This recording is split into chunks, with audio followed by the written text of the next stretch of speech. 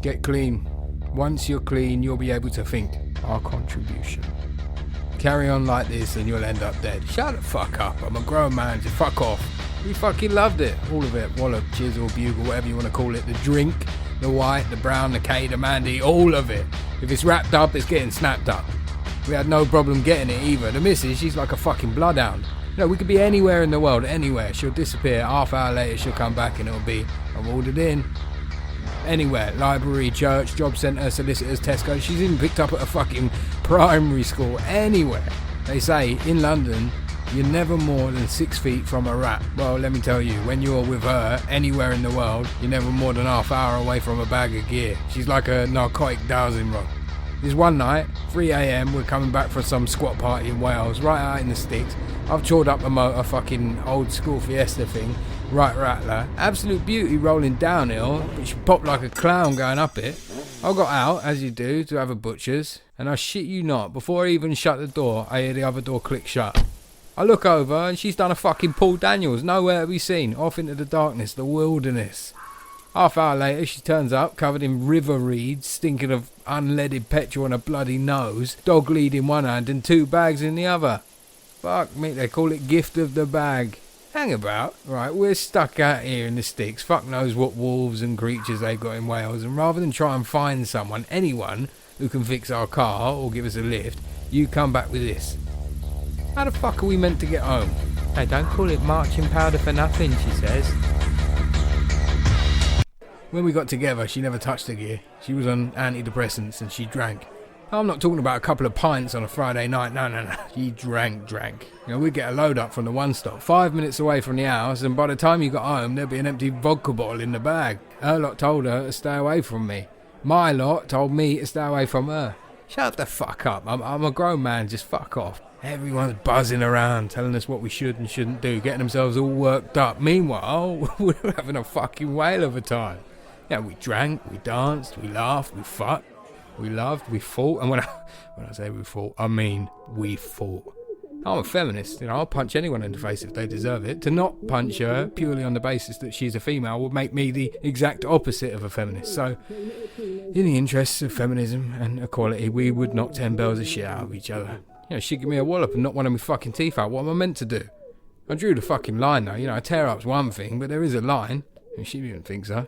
We'd go at each other, fists, elbows, teeth, the odd knee, but she fucking loved a weapon. You know, you'd be right in the middle of it, jab, duck, punch, and all of a sudden, crack, she pulled out a broom handle or an empty bottle off the side. I mean, a knife, I can deal with a knife.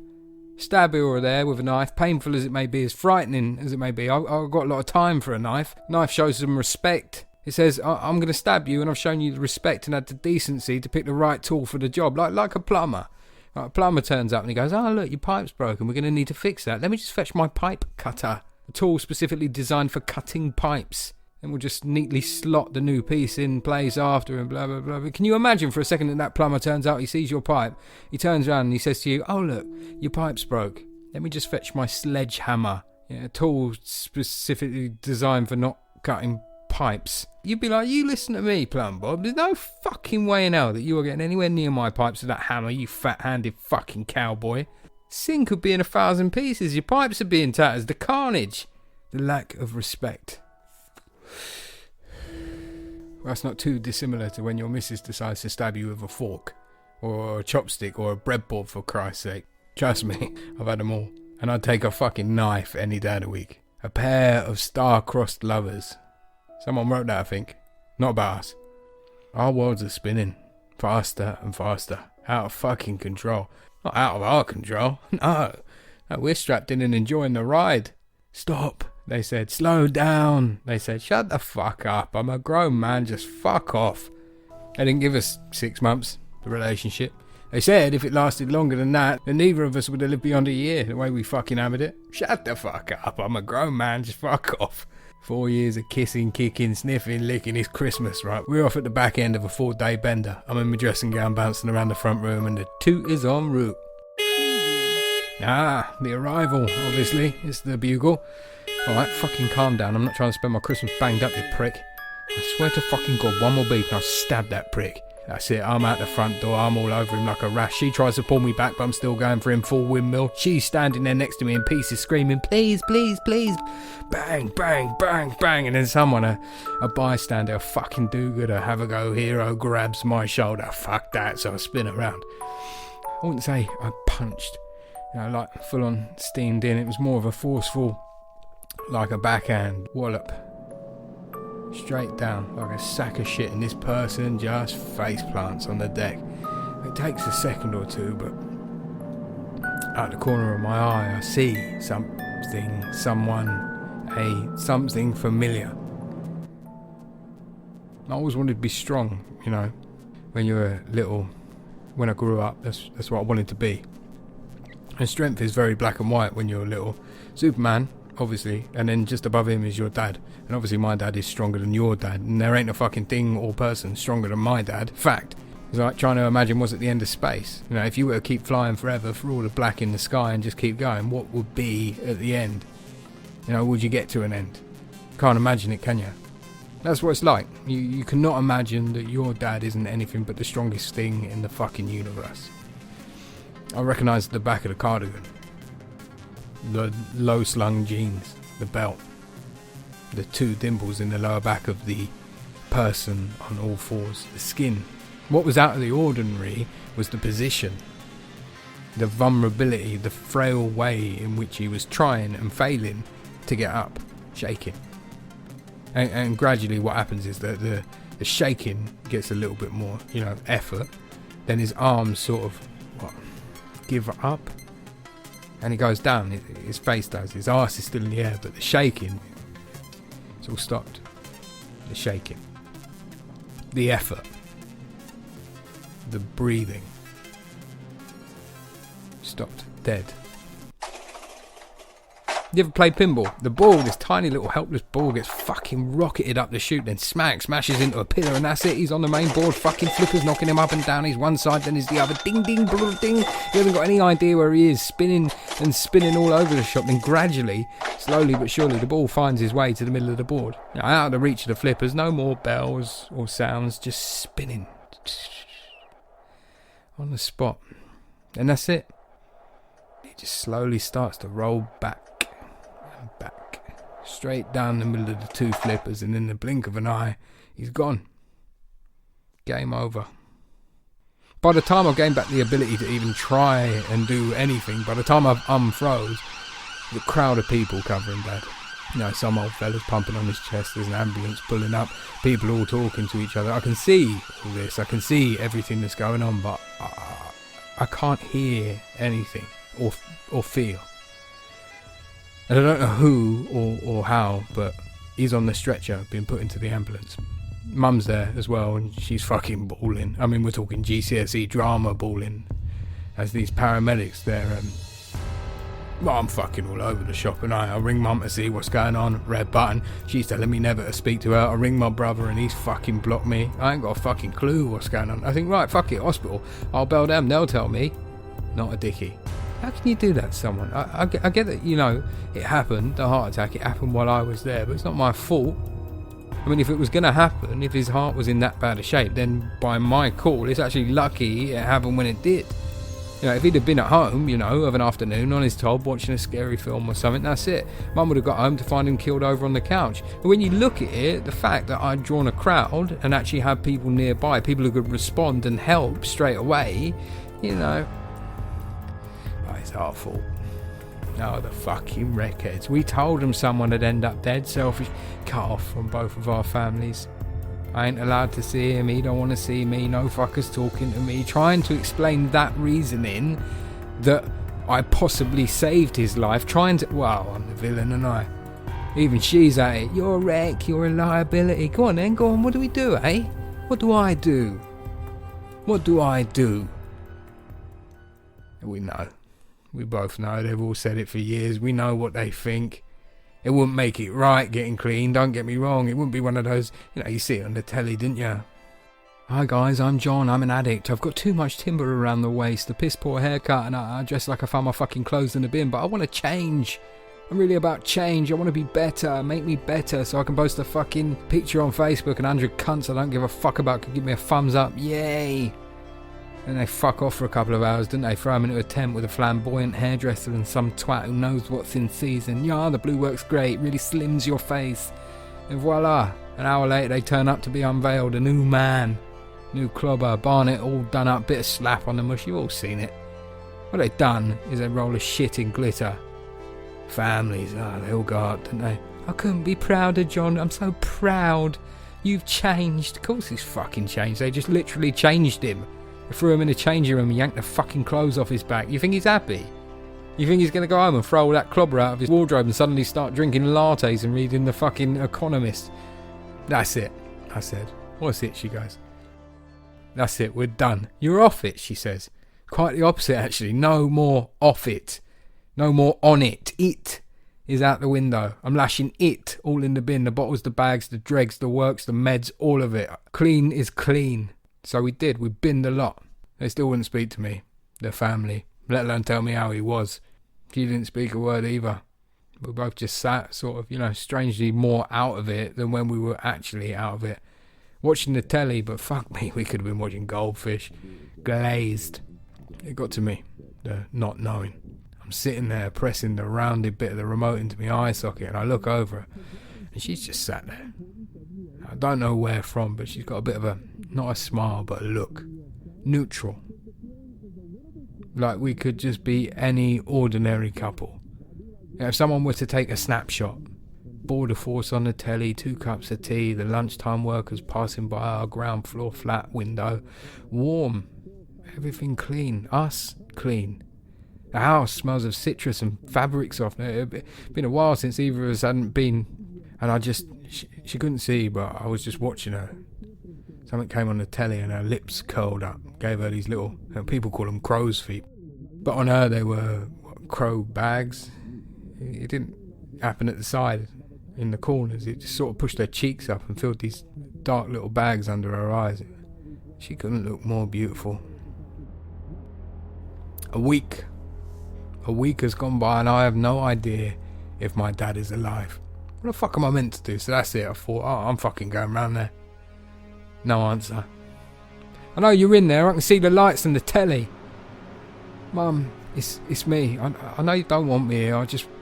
Me and her, we've stopped. We ain't drinking or nothing anymore. None of that nonsense. I'd just like to know what's going on, please. And I know you think that I don't deserve it. I mean, since they took him away, I haven't heard anything, and whatever my part, whatever I did, that's my dad. And I should know, because I don't, and I should, and if I can help, I'm sorry. The fucking door swings open. It's my fucking brother. There's me going on like I'm trying to win a fucking Oscar, spilling my guts all over the front doorstep. As heartfelt as I'd ever been with anyone ever, that fucking prick opens the door. Stood in his fucking dressing gown, shaking his fucking head like a cross between a substitute teacher and Hugh Hefner. We don't get on, in case you hadn't guessed. This situation aside, he's a prick. Went to fucking uni, got himself a missus, or the dapper clobber, and fuck knows where he gets it because he don't fucking work. We're practically the same. The difference is in the branding. I go out and get on it. He socialises. I'm on the dole. He's in the arts. There's absolutely no difference whatsoever. Yet him and all his uni pals seem to get fucking applauded for going festival, yeah. Oh, so cultured, so artsy. Bollocks. You're not welcome here, he says, sipping a fucking Horlicks. Prick. Look, I go, welcome or not, that's I heard your little speech, he says. You're not welcome here. And then smash, he slams the door in my face. Breathe. I'm sober. I'm cool. I'm calm. I've gone straight into the offie and grabbed this 6-pack. I thought it couldn't be bad, or as bad as I thought it was, because Mum wasn't home. If she weren't home, she must have been at the hospital with him. Marry me, I said to the missus. I promised her. When we stopped all the gear, I sold a few bits and bobs and cleared up my dealer. He thought Christmas had come early. I owed him so much. I put $1,000 or so by it to get her a ring. We chatted about it quite a few times, so I knew which one I was going for. Every time we walked past the shop, she'd say, oh, let's stop and have a look. There's me giving it the, oh, do we have to? When really, my belly's going, innit? There's no way I could fuck this up. She's seen the same one about 20 times, and every time we go back, I blag it. Oh, that's the one you like, innit? Blatantly pointing at the wrong one. Then she does her nut. Oh, you don't listen to me. Why don't you listen? We might seem dysfunctional, but every couple is the same, aren't they? We like a drink and stuff, and we get a bit heated, and yeah, we make each other cry, but we're people. We make each other smile. We're brutal, but we're tender. I picked her some flowers on the way home. They were growing in one of those tufts of moss down the side of the butcher's. They look quite scraggly, but ultimately they're destined to be cleaned off by the council, pissed on by a dog or scraped off by a do-gooder. No one expects much of them. Overlooked in favour of more conventional bunches. But they looked pretty. You take them out of the dirty, grotty alley, you get rid of the bad leaves. I made a bow out of one of my shoelaces. You would have thought I bought them from a petrol station or something. Oh, she sniffed a drink on me, didn't she? The six-pack. Have you been drinking? How fucking dare you? Just because you can smell a drink on me, you jump to the assumption that you're holding half a six-pack, you numpty, she says. Oh, God, my brother's turned up. The prick, what's he doing here? You've got some front coming round like that. Did you think about whether or not they might have been home? Well, yeah, actually I did. That's why I didn't come round to see you, did I? Yeah, you're lucky you didn't. Oh, I am I? Go on, why? I held back. I gave him the benefit of the doubt. I, for once, didn't want to fight. And he's come to my front door now, threatening me. Well, now it's all going off. I've got him in one ear, trying to get in the front door, her in the other ear, both going right at it. Fuck it, out the front door. I go, where are you going? She says, where do you think I'm going, you fucking numpty? Are you fucking stupid? Last time you had a row in the street, look what happened. Shut the fuck up. I am a grown man. Just fuck off. And that was it. We're out the front again. I just have to say, anyone who lives near me, within viewing distance of my front doorstep, they're constantly entertained. Well, we're brother fighting though, aren't we? It's like when you fight, but you don't really fight. You hold it back a bit, don't you? I think I also tried to have it with the old Bill when they turned up, because I remember when they put the cuffs on, they had to spray me with the old CS spray. I imagine that as they took me away, she was saying, I told you so. You fucking idiot. What did I say? Oh, shut the fuck up. I'm a grown man, just fuck off. Cells are cold. When something might not necessarily be cold, but the look of it, the colour, the shape, they all go together and make it seem cold. Like white. White is a cool colour, isn't it? Villas are white, fridges, snow, white. White says cool and clean. Well, cell walls are like a sanitary turquoise. It says clinical. Not wanted, but necessary. No room for warmth, but not cool either. Just cold. All the corners of the room are rounded, and a solid bed and a steel toilet, all in this room without any seams, as if the whole room was moulded out of concrete and steel and an industrial-sized ice tray then just popped out of the mould and put there. It's quite funny how they call it doing time. In those cells, there isn't time. Everything's going on outside, and in that box, in that room, time is frozen. There's no clock.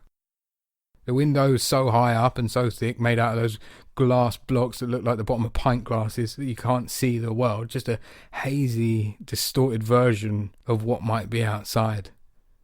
Smell of disinfectant and piss. And the air seems to carry the weight of all this and all that is to come. Heavy. Dense. I'm sat on the side of this fucking wretch of a bed, blue plastic fucking mattress so the guards can clean it, and one of the pissed up prisoners pisses themselves. All I can hear is the clatter of disgruntled residents. Let me out, you cunt, banging, the slamming of doors, a cacophony of displeasure. And the sun just about angled itself perfectly through my 12-inch thick glass cube window so that the beam of light is casting down just by the toilet, and all I can see is the dust that's passing through this little corridor of sunlight, freely floating across that beam of light before it disappears as it falls out of the width of the beam. I'm fucking lost in this display of dancing dust when all of a sudden the door goes. Here we go, off to do an interview, bit of DNA, mugshot, then they'll slap me on the wrist and tell me to fuck off. He opens my cell door and he just stands there. I would fucking hate to play poker with this fucker because he's not fucking giving me anything. And then he does this. You know, he bites his lip and raises his eyebrows, you know. And now I'm shitting myself. You know, I know I've got previous, but surely they ain't going to bang me up again. Not for this fucking nonsense. Come on, he says softly. I'm lost. I've no idea what's going on. So I get up, confused, and slowly I make my way over to the door. The whole time he can't make eye contact with me. It's fucking weird, I'm thinking. Normally, when they take you through a questionnaire and all of that nonsense, they're quite forceful. You know, come on, silly bollocks, let's get you processed, then we'll see you in court, blah, blah, blah, blah. I can't put my finger on it. And we walk down the corridor past the interview rooms. What's going on? I say. Nothing. Poker face. Come in here, he says. There's some water on the table. I'll be back in a minute. Water on the fuck? What? So I have a look around. Am I being stitched up? I'm just in a normal, one of their office type rooms. No interview equipment. Kettle on the side. Fucking window that if I wanted I could just jump out onto the street. I could literally just go now. But I don't. I sit and I wait. I must have been sat down for, 2 minutes? Seemed like 2 hours. And this time he comes back in with another 2 guys, both who come over to sit next to me. After the 2 blokes come in, it's my mum. No one says anything. No one needs to. When I saw her big blonde hair, mum's got hair a bit like David Bowie, you know. No one told her after the 80s that style had gone out of fashion. And when I saw it, I thought, you know, she's going to go off at me like a fucking firework. That's why she's here. I'm in all sorts of shit. Then, as she got into the room, at first it just looked like she was blowing her nose, you know. Handful of tissues face down in both of her palms. It was the hand of the old Bill on her shoulder, you know, comforting. That give it away. My fucking world just falls to... You know when you know something... She can't even look at me. Still heaving these deep, heavy, high-pitched sobs, and she somehow waddles over to me and she can't really get the words out. I don't know what it is, but you don't really. Not until they say it. Mum, what is it? I managed to partially get out before realising that I'm crying like a fucking baby as well. Lost all bodily control. At times like that you just wish that you could press pause on life. Now, if she says it, it actually says it, and those words leave her mouth. If she tells me what I know she's about to tell me, everything changes. If I just ran, if I just jumped out the fucking window and went and lived in solitude in the middle of a forest, you'll be alone, granted, but you could be happy. You could have this faraway, deluded image in your head of all those people you love, just going about things as usual. You know, you get to like 70 and you'd still be wondering what Nan and Grandad and Mum and Dad and all your fucking mates, you still wonder and imagine them doing what they did and believed they were well and alive, and that you knew for a fact that the last time you saw them they were, so they are, and I ain't fucking heard any different, so why wouldn't that be the fucking case? You might want to sit down. She manages to get up. I don't want to fucking sit down. No. I'm so sorry, she says. No. I'm sorry, Mum. I'm so sorry, she says. Just say it, Mum. I can't, she says. Mum, she's dead, she says. She? My dad? Who's she? Fucking she? Doesn't make any sense now, bollocks. I say, come on, just tell me. Come on, fucking tell me, Mum. It won't get any easier. Just get it over with. We found her, she says. We, I say. Her? Fuck you on, Mum. Who? Where? Found?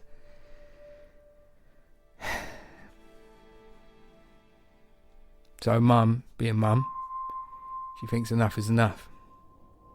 Not necessarily extending an olive branch, probably more concerned as to the whereabouts of the fucking golden boy, my brother.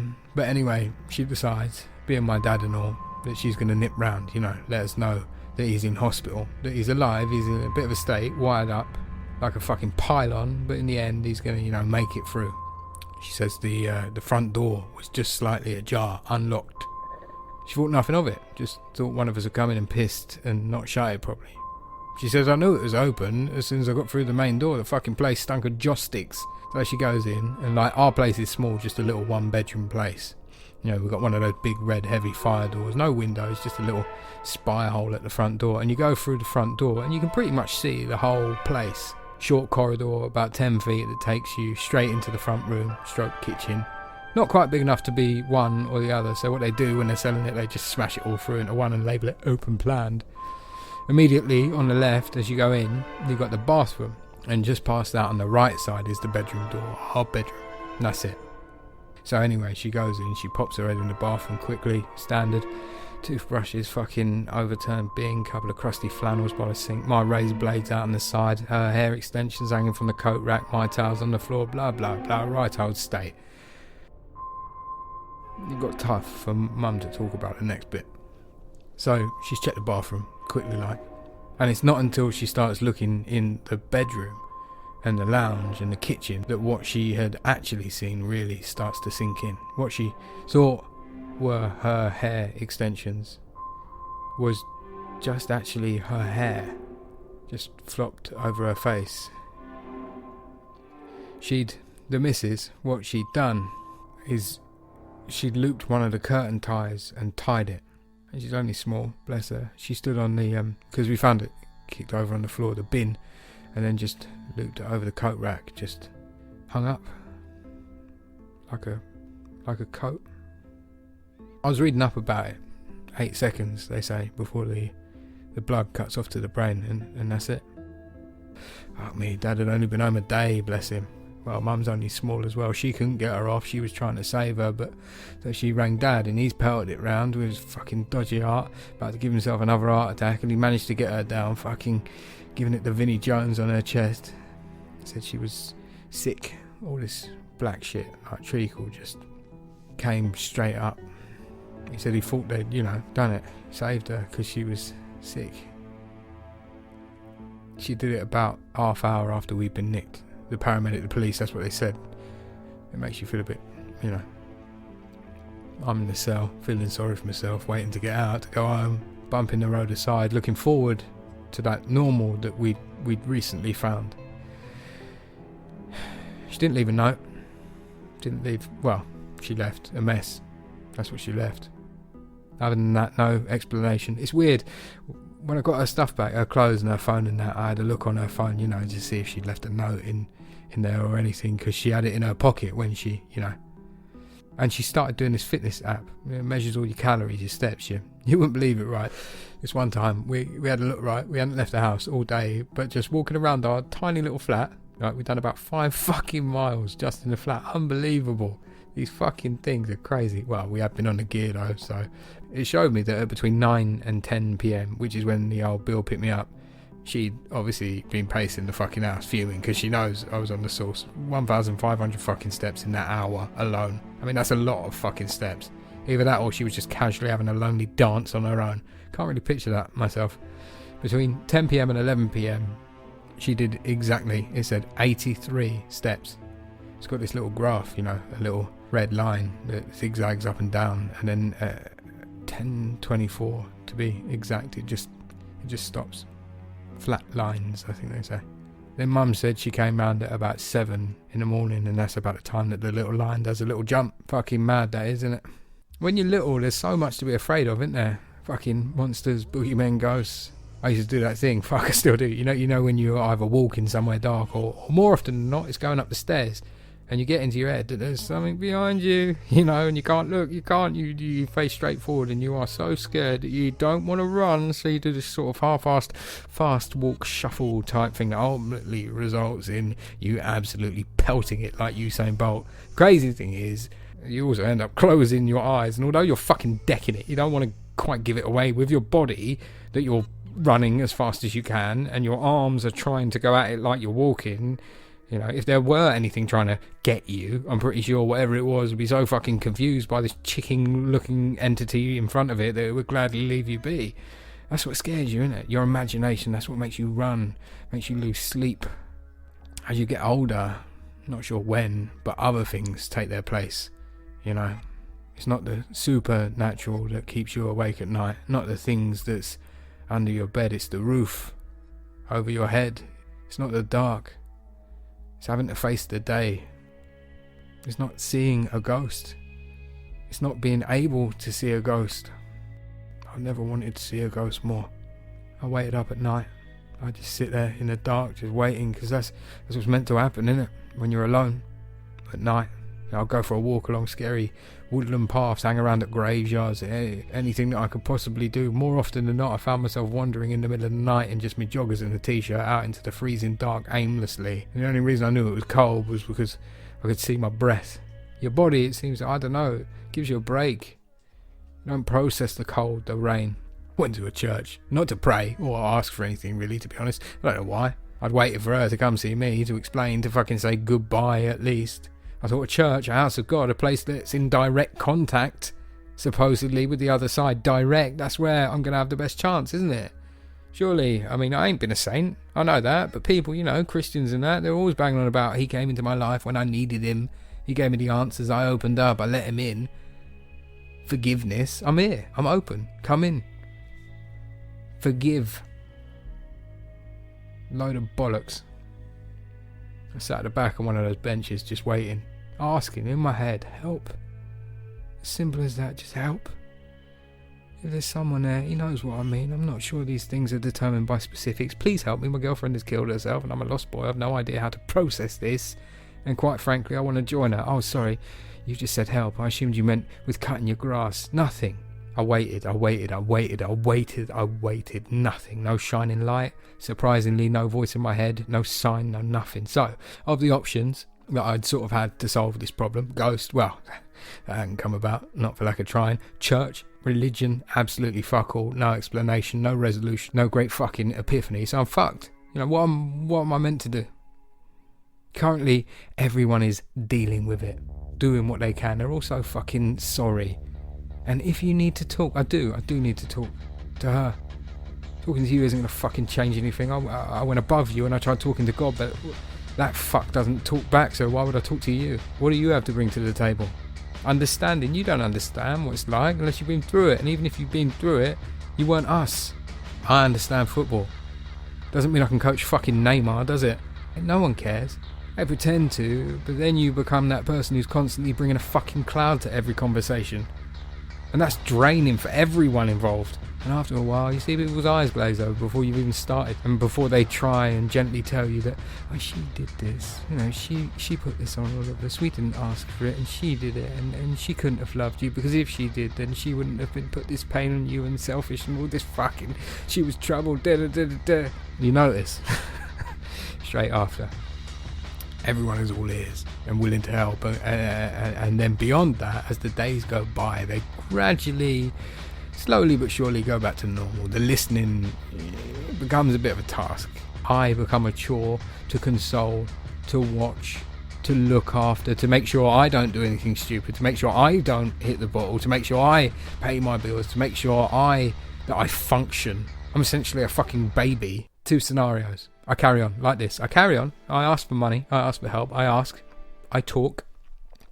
Met with, look, I know this is tough, but at some point, you've got to try and move forward. You've got to, and we can't afford this, blah, blah, blah. 2, I do it. I just go for it. I just straight off a bridge or under a train. All of that changes then, doesn't it? You know, straight after, when you prove you were serious, then they start going, oh, well, if he needed money, if he needed help, he should have just asked. He should have just talked. I would have sold the house, anything to help. Those things only come to light once you've proven that you were actually fucking serious. And I was guilty of it. If she needed to talk, if she needed something from me, I would have done anything if I knew it was going to end like this. But then thinking of it like I'm thinking of it now, I don't want to top myself just because I'm depressed. I'm not depressed. I'm hurt. I want to see her again. I'm putting everyone out. Everyone having to deal with me. I've spent years of being a fucking burden. The best thing for everyone would literally be if I weren't here. I mean, I'm 32. If you do the maths, monetarily, just for example, that's a good 20 Christmases and birthdays I've got left with the folks. You know, think of how much money that saves them. Sure, they'll have to whack a few quid on the funeral and that, but practical expenses, bailing me out, lending me money, we're talking thousands I'm saving them over the years. Add to that the constant daily worry that's probably shortening their lives. What will I fuck up next? You know, it just puts a full stop, doesn't it? They then have a little cry. The next year, business as usual. Plus, no one ever looks back at anyone as a bastard, do they? You know, they'll put nice school photos out of me and say, oh, he was lovely, heart of gold, he had his demons, he had his troubles, but underneath that, he was a good boy. No one ever turns around and says, he died, which was a good thing, but he was a prick. We can say what we want and spin it however, but I suppose we are a bit better off now that prick isn't here. You know, we'd have preferred he went abroad to Australia or somewhere far, but alas, he stuck to his pricky ways, and like the prick he was, he stung us with a fucking funeral bill. The one thing stopping me just doing it right here and now, I feel like I need to talk to Dad. You know, we haven't really seen each other since, you know, so I want to make sure that it's all, you know, not left badly. He don't deserve that, and, you know, I owe him that at least. I walked to the house. And walking past all the houses on this route that I'd taken so many times with her, it's got an odd air to it, knowing that this will be the last time. It seems that every garden in the world has faded plastic items, you know, once shiny, vibrant new toys for loud, joyous kids. Now, every garden I see has at least a luminous green or a bit of orange plastic in it, a wheel or a ball or a part of something which once was but is now somewhere else. All that's left is this small little faded part of it, and what was probably once a vital component of a toy or source of unlimited fun now is the oddity in the garden, stuck out like a sore thumb, and only stood to signify that this household had moved on. That was all that remains of those times. The bits that had snapped off, the straggler that got away when the rest of the toys were either thrown in the shed or taken to the tip, and it had stayed there, undeterred, half covered with grass and half buried in the turf. Not worthy of being a blemish that immediately requires attention, but to the passing eye, a foreign object of times gone by, like the modern version of ruins of some ancient, glorious, happy empire. It will still be there when I'm gone, as will our ruins. Scratches on the wall where she did it, the corner in the garden with the fag butts and bottle tops, the double locks on the back gates that she'd double padlocked to stop me wandering in pissed, made me use the front door so I'd get both barrels. Paving slabs that I put down on our first summer so we didn't have to cut the grass, and sat out there for hours with our chimenea, deck chairs and a few bottles of cheap vodka, leaning back, watching the sky and the fire, talking about everything and nothing. My stuff would be cleared out, all the big things moved, decor changed and redone, but little things, the paving, the bottle tops now covered with mud and dirt, the locks on the gates, other ruins. They'd have a new landlord, a new life beyond what we created. No matter what they became, what they were used for in the future, how they were interpreted, or who they were used by, they were our ruins, our contribution.